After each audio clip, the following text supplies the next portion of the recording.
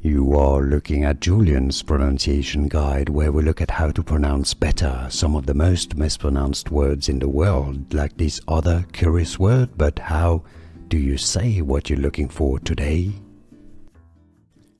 Let's learn how to pronounce these names. If you want to learn more confusing biblical names, names from the Bible, names of places in the Bible, stay tuned, or you can skip until the end of the video. Two different ways of pronouncing it. Wadi Cherith, or in Hebrew Cherith.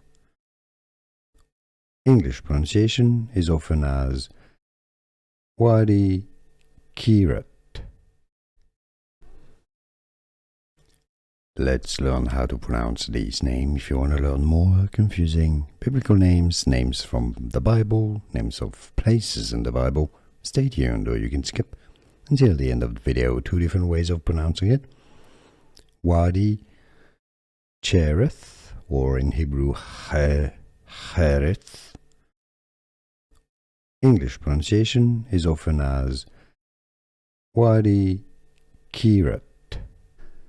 Here are more videos on how to pronounce more confusing words and names too many mispronounced. Like this video if you found it useful. I appreciate your support. I'll see you soon, and thanks for watching.